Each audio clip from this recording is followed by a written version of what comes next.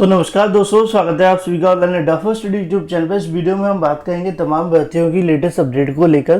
तो one by one सारी update हम कवर करते हैं। चलिए दोस्तों वीडियो शुरू करते हैं। जितने भी अभ्यर्थी इस वीडियो को देखें, वीडियो को लाइक कर दें, साथ ही शेयर कर दें। चैनल को सब्सक्राइब करना बिल्कुल ना भूलें, जिससे कि आप सभी को इसी प्रकार की ऑथेंटिक जानकारियाँ मिलती रहें। तो चलिए दोस्तों वीडियो शुरू करते हैं। जैसा कि आप सभी जानते हैं कि उत्तर प्रदेश के अंदर बहुत सारी ऐसी भर्तियां हैं जिनको आगामी समय के अंदर करवाया तो जाता है, लेकिन कुछ महीने या फिर कुछ सालों के बाद में उनको निरस्त कर दिया जाता है। ऐसे में कई के कारण बताए जाते हैं तो कई के कारण नहीं भी बताए जाते। कुछ ऐसा ही उत्तर प्रदेश की एक और भर्ती के अंदर देखने के लिए मिला। कल की तारीख में यहाँ पे निरस्त करने का जो आदेश है वो जारी कर दिया गया था, लेकिन कारण नहीं बताया गया कि आखिर इस भर्ती को क्यों रद्द किया गया है। लेकिन अब ऐसे में जानकारी देखने के लिए मिल रही है कि इस भर्ती का जो विज्ञापन है नए सिरे से जारी किया जाएगा।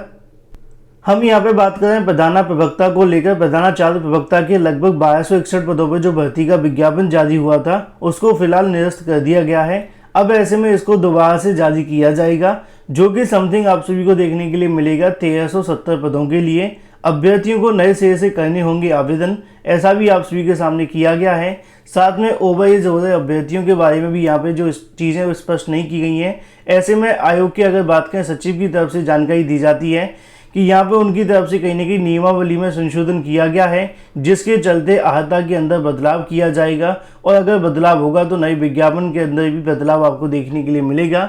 उनका कहना है कि एक सप्ताह के अंदर नए सिरे से विज्ञापन जारी करते हुए दोबारा से जो आवेदन है वो लिए जाएंगे। ये जो मामला संबंधित है उत्तर प्रदेश के तहत राजकीय पॉलिटेक्निक संस्थाओं में प्रधानाचार्य प्रवक्ता के लगभग 25,000 के समथिंग आपको जो 25 प्रकार के आपके जो पद थे वो देखने के लिए मिले थे, जिसपे पदों की संख्या 1261 थी। फिलहाल बढ़कर लगभग 1370 हो गई है, लेकिन इस विज्ञापन को निरस्त करते हुए दोबारा से विज्ञापन जारी होगा। लेकिन वही दूसरी तरफ बात करें अपनी अगली अपडेट के बारे में, जो कि संबंधित है यूपीपीएससी जीआईसी प्रवक्ता की भर्ती को लेकर। जैसा कि आप सभी जानते हैं कि कल की तारीख में इसको लेकर आपके जो प्रवेश पत्र हैं ऑफिशियल वेबसाइट पे अपलोड कर दिए गए हैं। जिन छात्रों ने डाउनलोड नहीं किए वो जल्दी से जाकर डाउनलोड कर सकते हैं। लेकिन ऐसे में छात्रों के मन में सबसे बड़ा सवाल ये है कि परीक्षा केंद्र जो बनाए गए हैं यहाँ पे कहीं ना कहीं कोरोना के गाइडलाइन को लेकर कोई भी यहाँ पर पालन न करते हुए सीधे तौर पर परीक्षा केंद्र इतनी दूरी पर बना दिए गए हैं। प्रवक्ता परीक्षा की अगर बात की जाए जो 19 तारीख को होने वाली है, जीआईसी प्रवक्ता के लगभग 1473 पदों के लिए 5 लाख से ज़्यादा अभ्यर्थियों ने आवेदन किया है। उसी क्रम में जानकारी आप सभी के सामने यहाँ पर लिखी हुई है, जो कि आप सभी जानते भी हैं। लेकिन सबसे महत्वपूर्ण ये है कि केंद्र का जो आवंटन किया गया उसको लेकर छात्रों में नाराजगी है। छात्रों का कहना है कि जीआईसी प्रवक्ता की जो परीक्षा केंद्र बनाए गए हैं उसके अंदर प्रयागराज के तमाम ऐसे अभ्यर्थी हैं जिनको दूसरे जिलों में केंद्र आवंटित कर दिए गए हैं। अभ्यर्थियों का आरोप है कि आयोग ने केंद्र आवंटन के अंदर लापरवाही की है, इससे अभ्यर्थियों को दिक्कतें होंगी। कल भी जब मैंने देर शाम को एक वीडियो डाला था तो उसके अंदर भी हजारों छात्रों ने बताया कि उनके जो परीक्षा केंद्र काफ़ी दूरी पे बनाए गए हैं। किसी अभ्यर्थी का लगभग 100 किलोमीटर है, जो कि एक बिल्कुल सही भी होता है। ऐसे में 100 किलोमीटर के दायरे में अगर परीक्षा केंद्र बना दिए जाए तो ठीक रहता है, लेकिन किसी का 200 है, किसी का 300 है, किसी का 400 है, तो किसी का 900 किलोमीटर भी देखने के लिए मिला है। एक छात्र का कहना था कि उनका जो परीक्षा केंद्र 1000 किलोमीटर भी है। ऐसे में कहीं ना कहीं इतनी दूरी पे परीक्षा केंद्र बनाए जाने को लेकर छात्र कहीं ना कहीं थोड़े नाराज हैं। उनका कहना है कि जब पहले टीजीटी परीक्षा केंद्र बनाए गए थे तो वहाँ पे आयोग की तरफ से कहा गया था कि कोरोना के चलते यहाँ पे छात्रों को जो जिला स्तर पर परीक्षा केंद्र बनाए जा रहे हैं, लेकिन ऐसे में यहाँ पे जो मंडल स्तर पर परीक्षा केंद्र बनाए गए हैं उनके कहीं ना कहीं एक से दूसरे मंडल में डाल दिए गए हैं, जिससे कि अभ्यर्थी को और भी समस्याओं का सामना करना पड़ रहा है। इसी को लेकर बहुत सारे छात्रों की तरफ से यूपीपीएससी के चेयरमैन को ज्ञापन भी सौंपा जाएगा। उनकी तरफ से मांग की जाएगी कि परीक्षा केंद्रों के अंदर बदलाव किया जाए, जिससे कि जीआईसी प्रवक्ता के जो अभ्यर्थी हैं उनको एक बार फिर से परीक्षा केंद्र में बदलाव करने का मौका मिले। हालांकि इसका जो फैसला होगा वो आयोग को लेना है। जो भी अपडेट होगी आपको इस चैनल के माध्यम से मिलती रहेगी।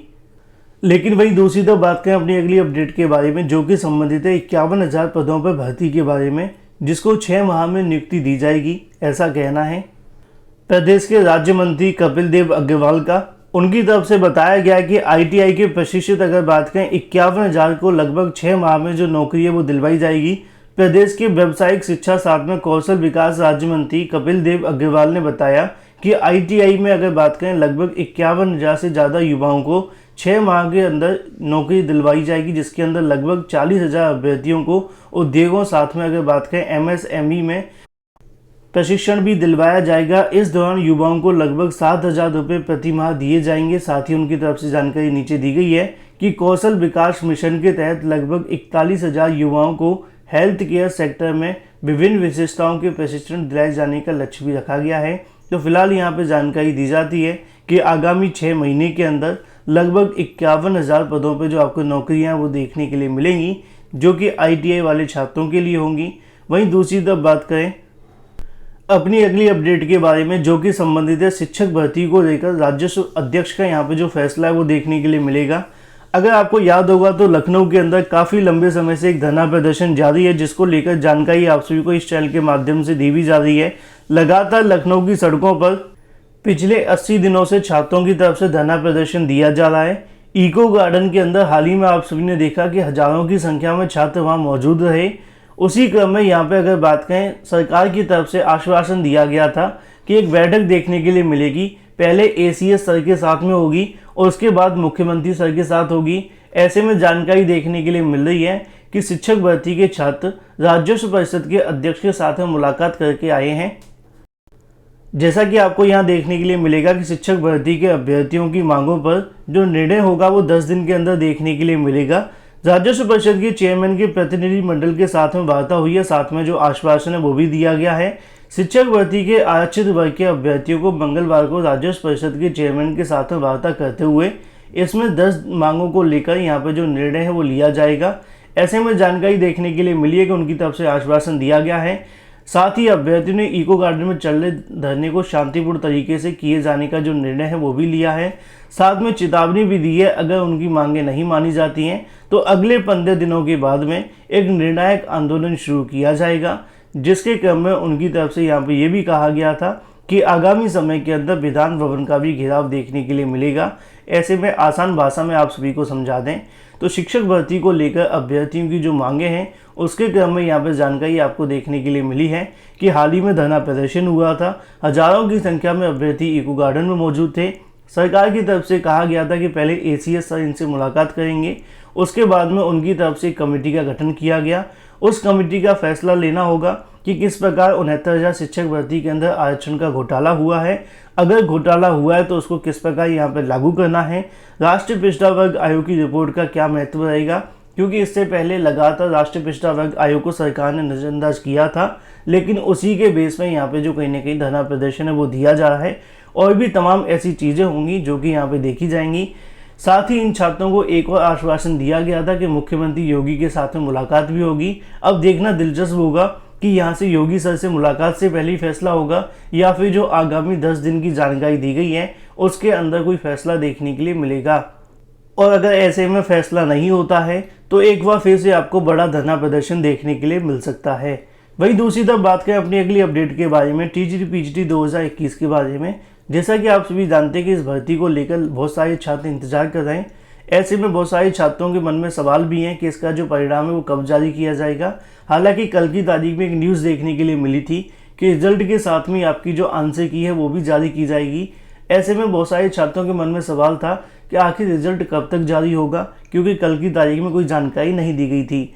चेयरमैन के उप सचिव से लगातार हो रही मुलाकात के क्रम में उनकी तरफ से जानकारी दी जा रही है कि जो TGT PGT का परिणाम होगा वो आप सभी को इसी माह देखने के लिए मिलेगा।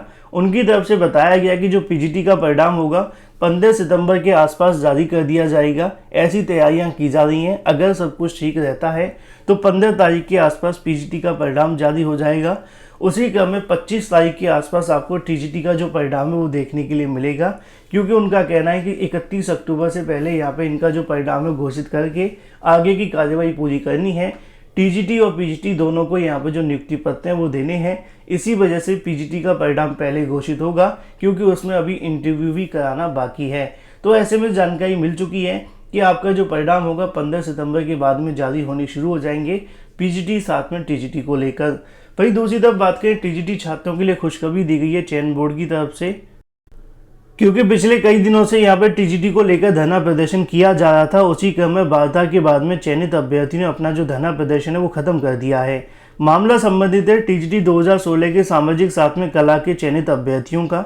मंगलवार को 7वें दिन क्रमिक अनशन को खत्म कर दिया गया क्योंकि चयन बोर्ड के उप सचिव के साथ में मुलाकात हुई। उनकी तरफ से यहाँ पे जानकारी दी गई कि विद्यालय आवंटन के अंदर जो कार्य है वो किया जा रहा है, लेकिन ऐसे में कुछ ऐसी विसंगतियां हैं जिनको दूर किया जा रहा है। जैसे ही वो दूर होती हैं उसके बाद में आप सभी का यहाँ से जो कार्य है वो घोषित कर दिया जाएगा और विद्यालय आवंटन की जो कार्यवाही वो आपको आगे देखने के लिए मिलेगी।